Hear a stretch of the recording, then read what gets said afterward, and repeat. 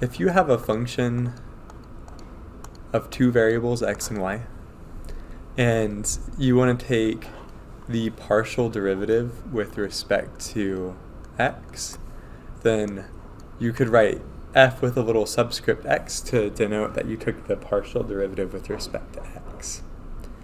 And if you took, oops, what happened to that?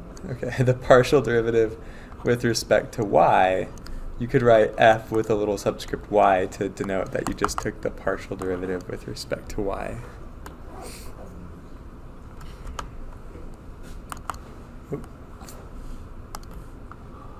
And then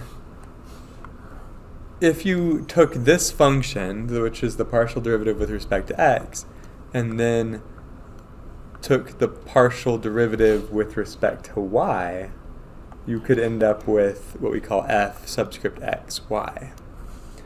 Then if you took this f subscript y, and then from there took the partial derivative with respect to x, you would end up with f subscript x, yx, showing that you took the partial derivative with respect to y and then x. But these are always going to be the same thing for the kinds of functions that we talk about in this class. If you were going to continue with mathematics and take a class in real analysis, then maybe you would find functions that don't obey that rule, but they're really bizarre functions, and we're not going to talk about them because they're not really applicable, and what's the point? So for our purposes, those are the same thing, okay? Doesn't matter which order you take the partial derivatives. So filling this out a little bit, if I took, again, a partial with respect to x, this would be the second partial derivative with respect to x. And if I took, again, the partial with respect to y of the partial with respect to y, I would call that the second partial with respect to y. And if I started from here and took the partial with respect to y, and started from here and I took the partial with respect to x, then what I would end up with is the partial with respect to x, y, y. And then over here, if I took the partial with respect to y, I could end up with the third partial with respect to y.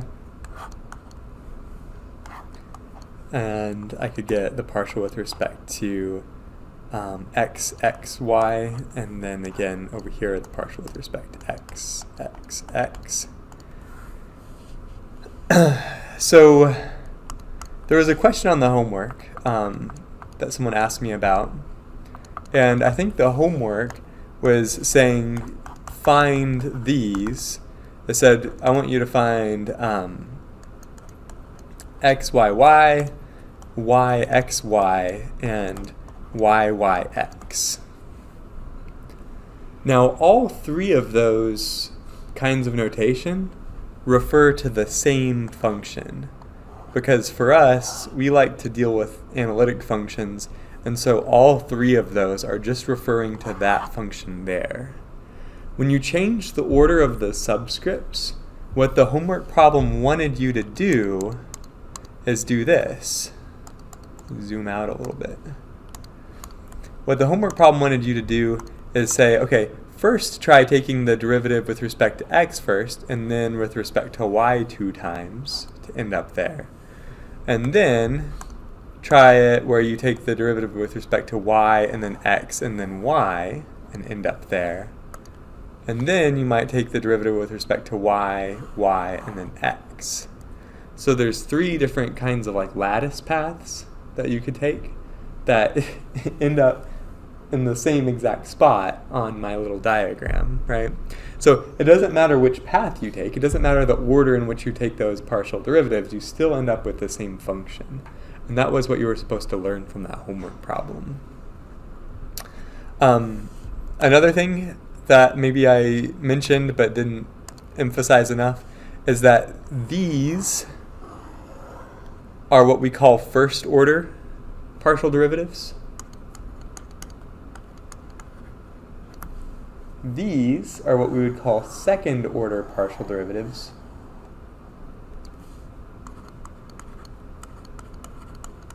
because you have to take two partial derivatives to get there. And then these are what we would call third order partial derivatives.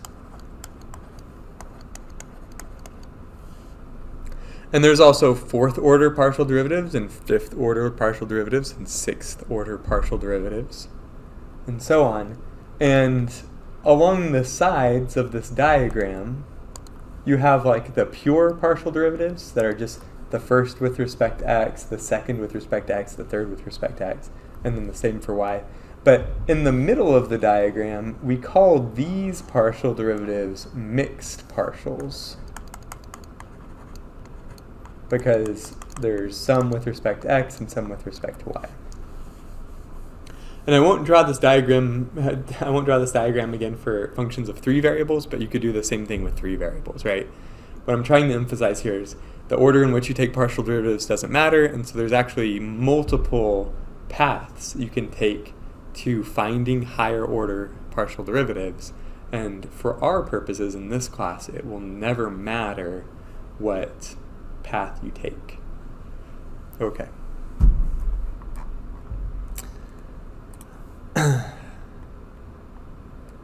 So what we talked about yesterday is that the gradient of a function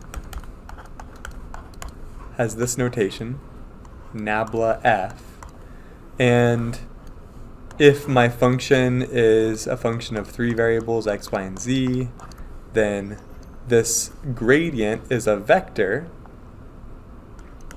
where the entries of my vector are all of the first order partial derivatives. Like this. That is the definition of the gradient vector. And then we talked about directional derivatives. And the idea behind a directional derivative is that it is how quickly the function values are changing in a specific direction. So you have to provide the direction in a vector that I called u. And so you provide the direction, and just so that it doesn't mess with the calculation, we always made sure that u was a unit vector, so that if I give you a function of 2 variables, x and y, the u direction vector would have been cosine theta sine theta, where theta is the angle from the x-axis. And this way, if you took the norm, you'd get cosine squared plus sine squared, and that's equal to 1, and so that's a unit vector just like we want. We need it to be a unit vector because the directional derivative is a scalar that's just the dot product of that unit vector with the gradient vector. And so if you had a direction vector that wasn't a unit vector, that would scale or change the value of the directional derivative, but we don't want the directional derivative to depend on the magnitude of the direction vector. We only want it to depend on the direction of the direction vector. So that's why we make sure that that is a unit vector. Then we said that the gradient was a vector that points in the direction of the steepest descent.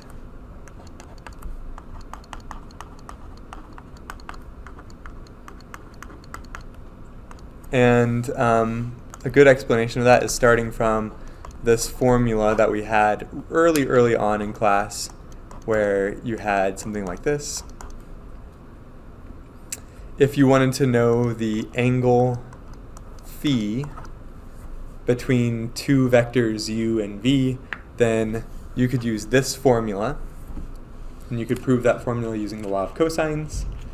And in our case, if we're taking a unit vector dotted with the gradient vector, the norm of the unit vector is just 1, and the norm of the gradient vector would be like right here, equals cosine of phi. And the idea was, if we want to have a maximum value for the directional derivative, and my directional derivative is equal to the norm of the gradient times cosine phi. The norm of the gradient is a constant, and the only thing that I can change whenever I change the direction of this unit vector is this phi, this angle between the direction and the gradient vector. And so cosine of phi reaches its maximum whenever phi is equal to 0, which means that the directional derivative reaches its maximum when the direction is in the same direction as the gradient vector. The last thing we talked about was that the gradient vector is orthogonal to level sets. And if our function is a function of two variables, x and y, then that means a level set would be a level curve in the xy plane in the domain of our function. And if our function is a function of three variables, x, y, and z, then those level sets would be level surfaces, because the domain of our function would be a three-dimensional space, x, y, and z space. And so the level sets, which are the sets of all points that give you the same value of your function, would actually end up being surfaces inside that space. But if we could calculate the gradient vector at a certain point along a level set, then the gradient vector would have to be orthogonal to the level set.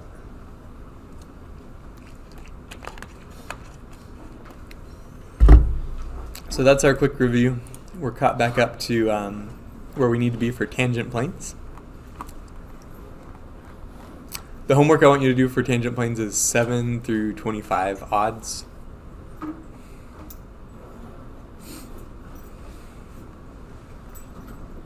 And your test next week is going to be over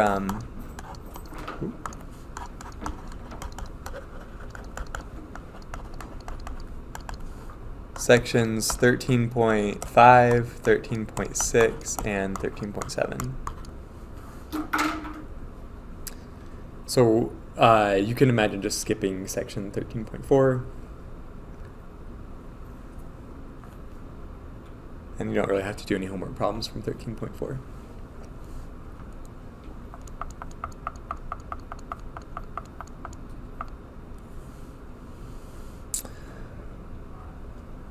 So if I say the gradient is normal to level sets, what I mean is the gradient is orthogonal.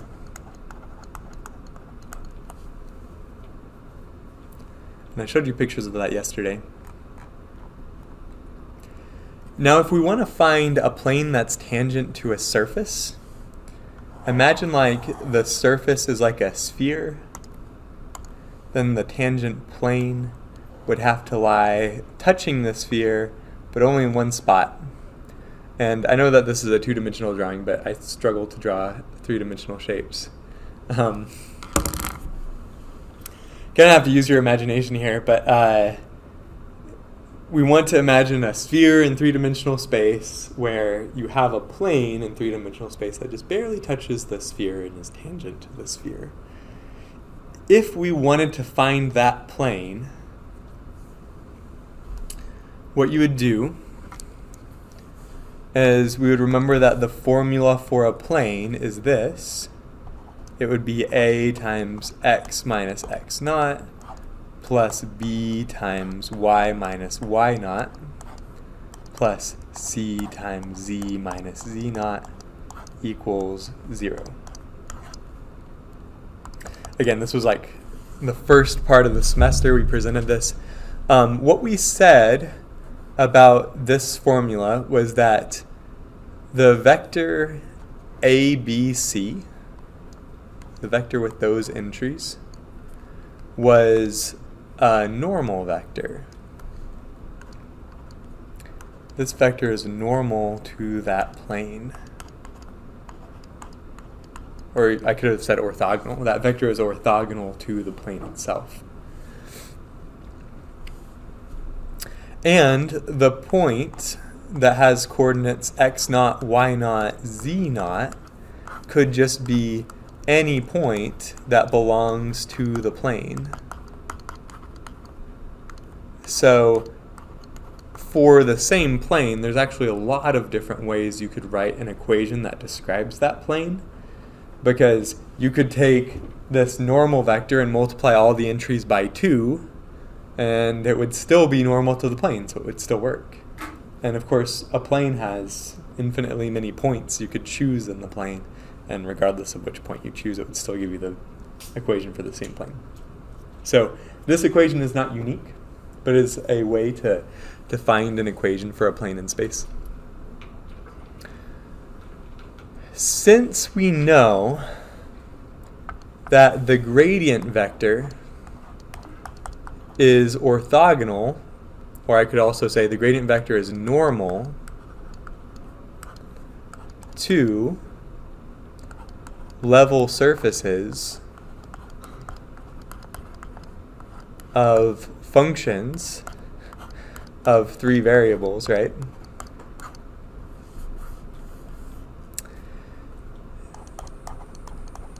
Then this gradient vector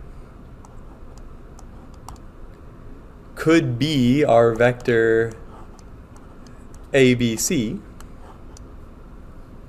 that is normal to a tangent plane.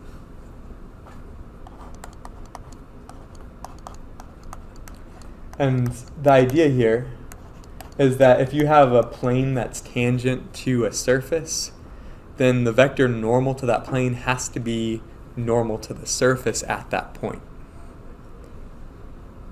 If you've got a tangent plane, that is a plane tangent to some surface, then a vector normal to the plane has to be normal to the surface at that point as well.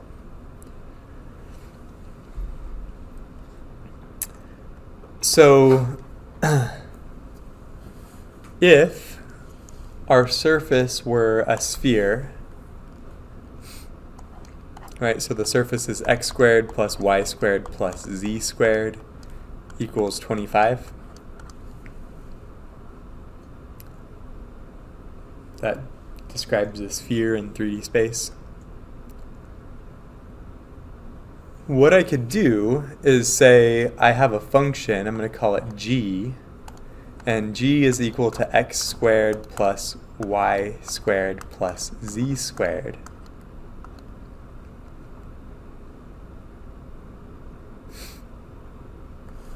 Now the gradient of g would be a vector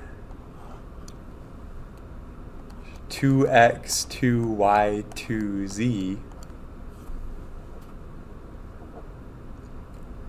And that gradient vector is going to be orthogonal to the surface of the sphere at any point x, y, and z. And since it's orthogonal to the surface of the sphere, it's also going to be orthogonal to a plane, a tangent plane specifically. And if I just choose a point that belongs to the sphere, x naught, y naught, z naught, then the formula for my tangent plane would be 2x, I should say 2x naught, x minus x naught, plus 2y naught, y minus y naught, plus 2z naught, z minus z naught, equals 0, using that equation that describes any plane in space. Let's use GeoGebra and hope it works, and hope that it is going to do what I want it to do, because I want to show you a good representation of a sphere in space. X squared plus y squared plus z squared equals 25. And the tangent plane, which should be given by 2. Well, let me come up with a point in space first. So instead of x naught, I'm going to use h. Instead of y naught, I'm going to use k. Instead of z naught, I'm going to use j. So there's just a point in space right there. I actually want the point to belong to the sphere. And so I'm going to say that j is equal to the square root of 25 minus h squared minus k squared. Yeah. And I think that should fix the point on the surface of the sphere, right? Okay, yeah. So I can still kind of move the point around on GeoGebra, but it'll at least still stick on the surface, which is what I want. I'm eventually going to find a plane that's tangent to the sphere at that point. So the plane's going to touch the sphere, but only at that point. Okay. So, to write the formula for my tangent plane, I'm going to type in 2h times x minus h plus 2k times y minus k plus 2j times z minus j equals 0. And that is what a tangent plane should look like. So I don't have to draw it. Okay, I'm happy that works. So again, what I've done in GeoGebra is that h is going to be the x-coordinate of that point on the surface, and I can change the x-coordinate and it should move that point around on the surface of the sphere. And k should be the y-coordinate, so I can change the y value and it should move it around on the surface of the sphere. But I've determined the z-coordinate of that point on the sphere using my sphere equation. So that way this point will stick on the surface. Anyways, you should try this at home. Quick question, has anybody tried to use GeoGebra.com to graph anything? Have you been successful? Is it okay? Yeah. It's a good idea to try this at home and see if you can type in these equations and get the same stuff that I get at during class. It's not very easy to use, but whenever it does work, it's actually kind of a nice way to do things. Because if I were just trying to draw this with like a whiteboard marker, I would not be able to draw this very well. So let's try more examples of coming up with tangent planes. I'm going to pull some from the textbook.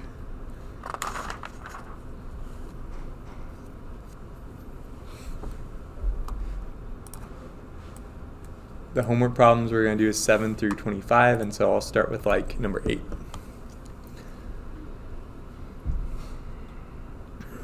So we have the surface z equals y divided by x, and I want to find the equation for a plane that is tangent at the point 1, 2, and if my x and y coordinates are 1 and 2, then this is going to be 2 divided by 1, so my z coordinate has to be 2. So at the point 1, 2, 2.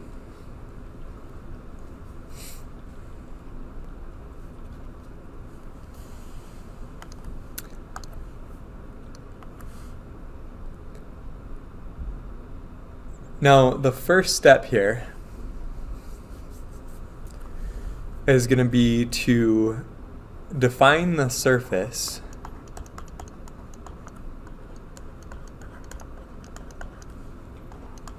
as a level surface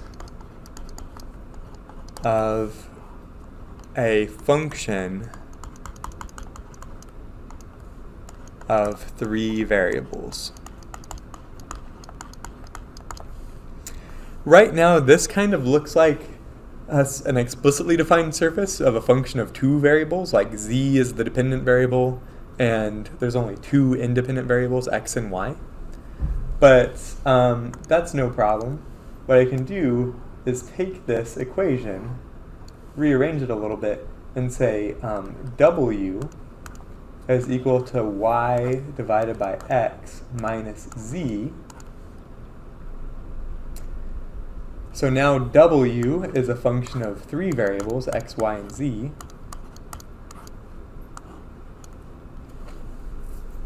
And the level set I'm looking for is whenever I set the values of z equal to 0. Does that make sense?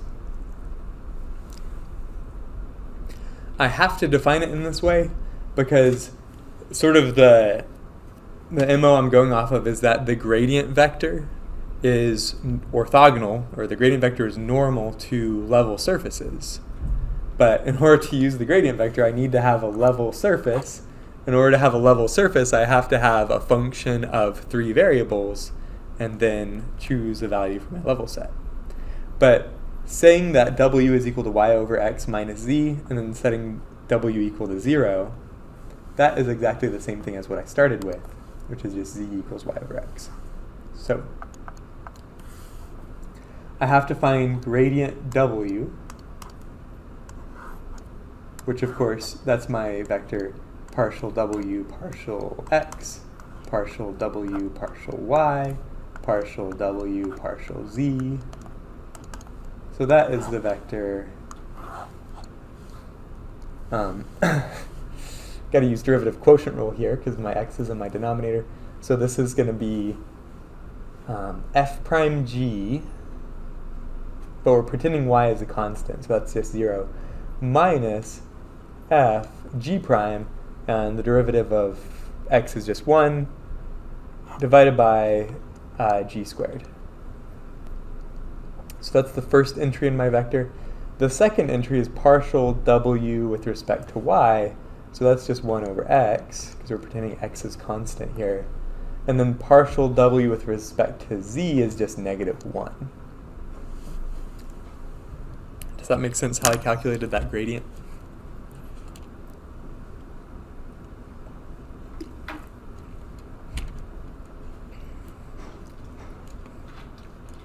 So that gradient vector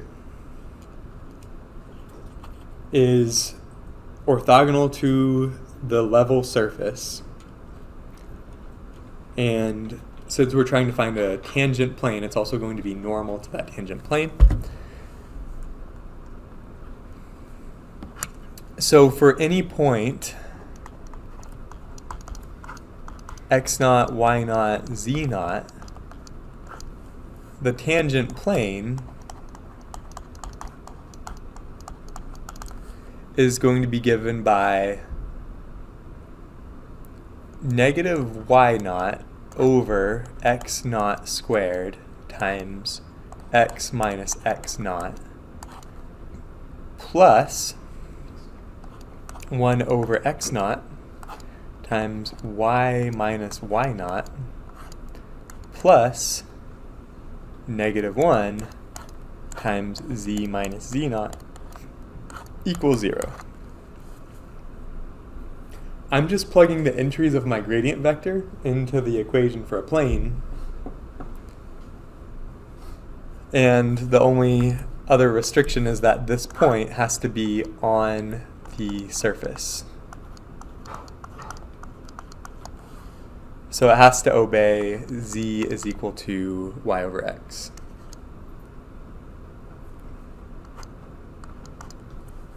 So what I could do is instead of writing z naught and just saying any point x naught, y naught, z naught that behaves according to this surface, I could replace the z naught with y naught over x naught. And then the only change I have to make to this equation is to say z minus y naught over x naught.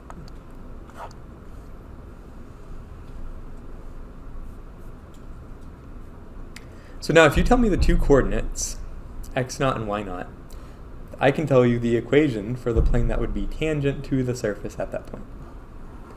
And the way I would like you to check your work, if you're doing the homework problems, is you're first going to go to GeoGebra and clear all this stuff out. And we're going to graph the surface z equals y over x. That's what I was originally given. So that's kind of a cool surface. And then we're going to come up with a point h comma k comma k divided by h. So now if you give me an x coordinate and a y coordinate, of course this little dot is going to be somewhere on the surface, where my x coordinate is h and my y coordinate is k. So if I change those, it'll change what that looks like on the surface. Okay. So there's my little point on the surface. That's where my plane is going to be tangent to the surface. And then for my tangent plane, I've got negative k over h squared, negative k divided by h squared times x minus h. Oops, I missed the parentheses.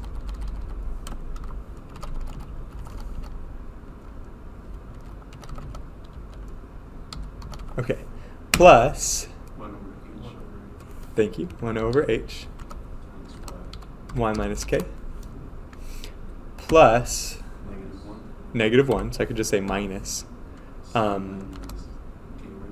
z minus k over h. Perfect. Equals 0. So having done everything correctly, then this little light blue plane should be tangent to the dark blue surface wherever I move this little dot around.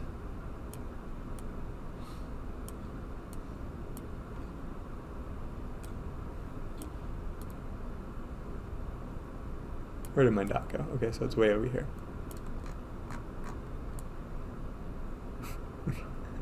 So whenever you're working these homework problems, like do the math, with pen and paper analytically, and then also get on GeoGebra and just see what it looks like to have a tangent plane to the surface at that point. Now, the specific answer to our problem, though, the question says at the point where x is 1 and y is 2. So if I set h equal 1 and k equals 2, then this is the specific tangent plane they're talking about right here. And where x is 1 and y is 2, then this would be negative 2 x minus 1 plus y minus 2 minus z minus 2 equals 0. So that would be actually the specific answer to the question at x equals 1, y equals 2.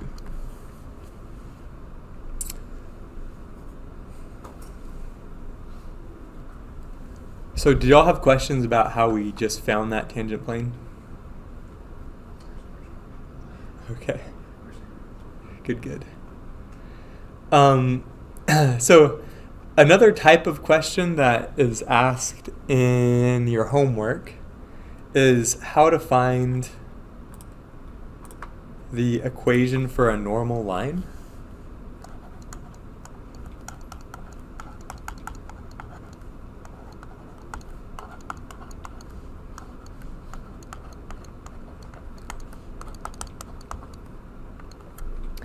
This is, I think, very easy. You know that the gradient vector is normal to the level surface.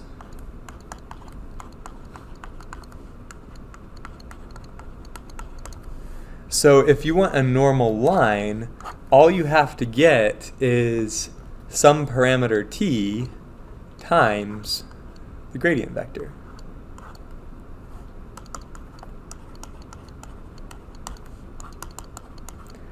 So what you're saying is this is the set of all points that is t copies of the gradient vector away from,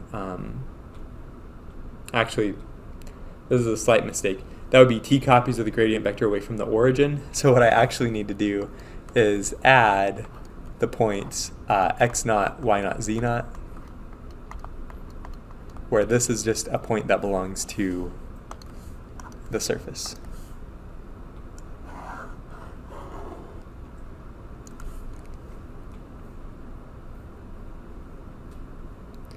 So from our example before, we said that x was 1, y was 2, and z was 2. Then we're going to add a parameter t times the gradient vector. And the gradient vector was -2, 1, -1.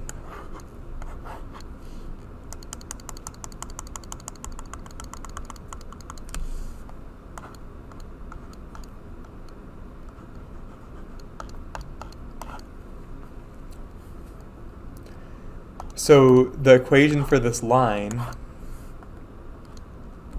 the parametric equations, is going to be 1 minus 2t, comma, 2 plus t, comma, 2 minus t. And that should be the normal line. It's t copies of the gradient vector away from that point on the surface. So let's see if that works.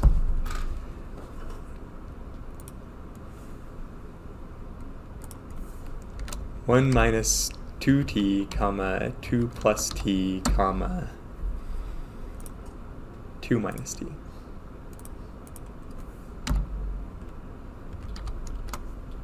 Okay. So this black line now should be orthogonal to the tangent plane and orthogonal to the surface at that point. Does that make sense? Okay.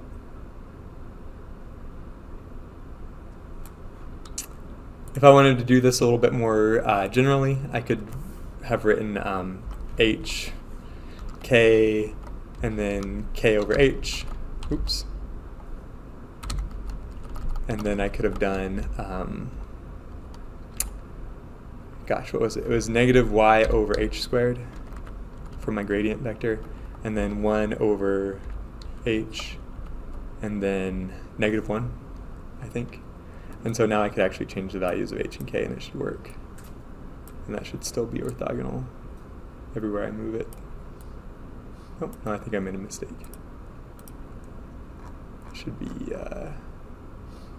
negative k over h squared, 1 over h.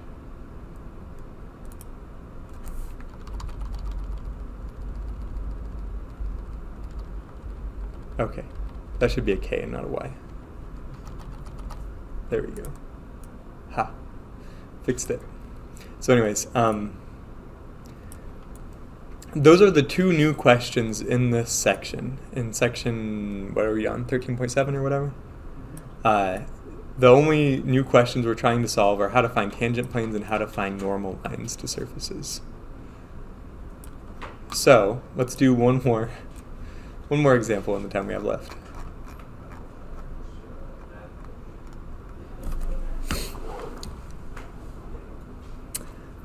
What if I have z is equal to arctangent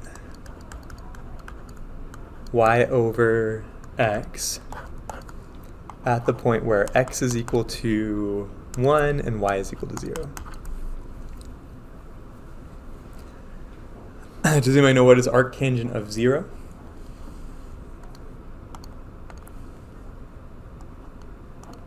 Like, what's the corresponding z value here?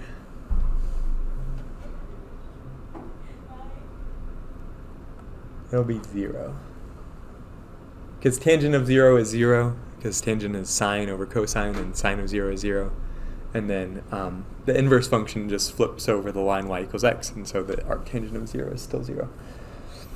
So anyways, if x is 1, y is 0, then z is also going to be 0. Again, right now how it's written, this is telling me that z is a function of 2 variables. But what I really need is to define this as a level surface. And so I need a function of 3 variables. I need a function of x, y, and z.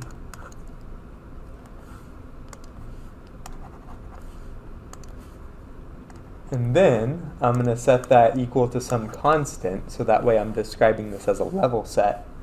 And my function w is going to be arctangent of y over x. Oops, y over x minus z.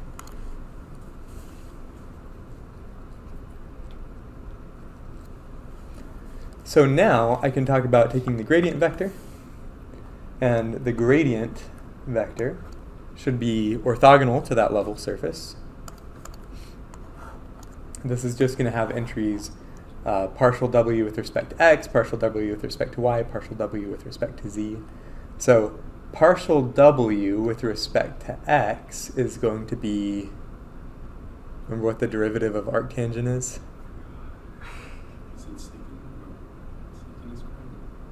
No, the derivative of tangent is secant squared.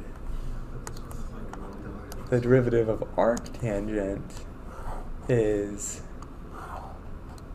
1 over x squared plus 1. At least if I remember it right. We'll check our work at the end. So this should be 1 over x squared plus 1, but instead of x squared, I'm going to have y over x squared.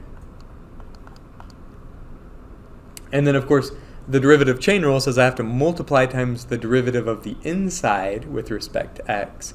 And that is a little quotient rule. So I need to give myself more room.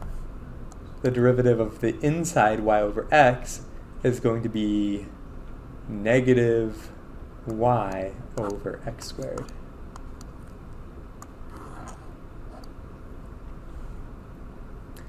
Altogether, that simplifies a little bit down to negative y over x squared plus y squared.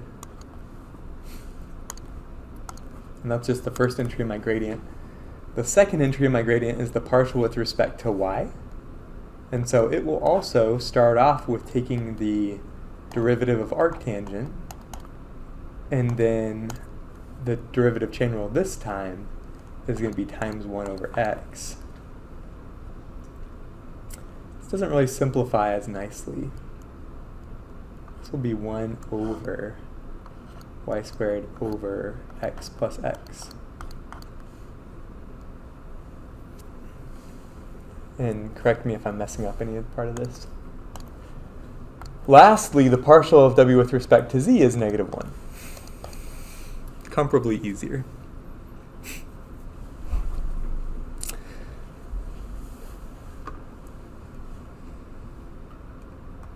So this gradient vector is going to be orthogonal to my level curve, my level surface of this function w. And now, as long as I have a point along my surface, so I have a point that obeys x naught, y naught, arctangent of y naught over x naught, then at this point, the equation for the tangent plane is going to be negative y naught over x naught squared plus y naught squared times x minus x naught plus 1 over y naught squared over x. Actually, I just thought of a way to simplify this. If I multiply the top and bottom by x, then that becomes that. So let me try that. X naught over y naught squared plus x naught squared times y minus y naught plus negative 1 times z minus arctangent of y naught over x naught equals 0. That is a really nasty equation, so that's going to take a while to plug into GeoGebra. Whenever I put it in GeoGebra, I'm going to use h instead of x naught and k instead of y naught, and we'll see what that looks like.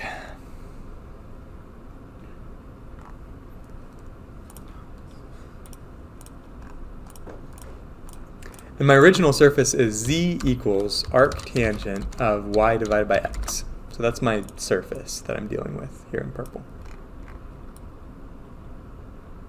So we're trying to find a tangent plane at some point h comma k, comma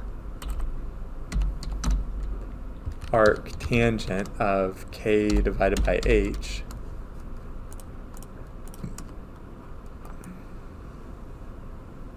here's my little point A sitting on my surface. And then I'm gonna have to click back and forth a lot for this. This is negative k over h squared plus k squared. Negative k divided by h squared plus k squared times x minus h plus h over k squared plus h squared. K squared plus h squared times y minus k. And then lastly, minus z minus arctangent of k over h equals 0. Oh, except that messed up the parentheses for me. Equals 0. Haha. And so, if we did this right, that plane should be tangent to my purple curve anywhere I move around this little point. It looks like we did a pretty good job.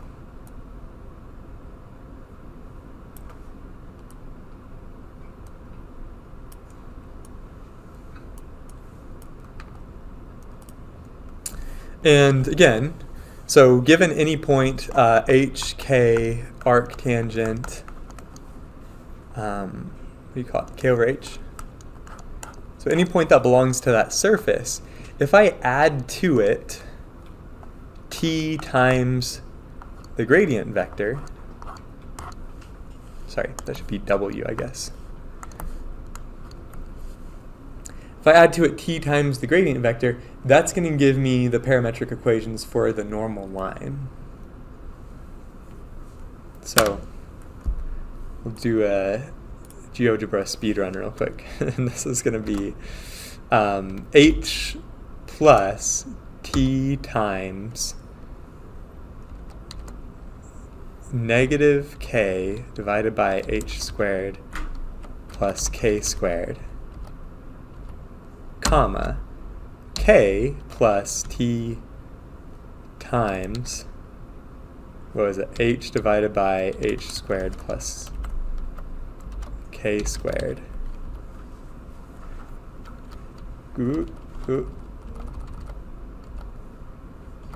Close parentheses, comma, and then the z-coordinate is going to be arctangent of k over h plus t times negative 1, so I should just say minus t. And that should be a line that is orthogonal to the purple surface and orthogonal to my tangent plane. So the last step in actually solving the specific problem that we were given is just to plug in h equals 1 and k equals 0.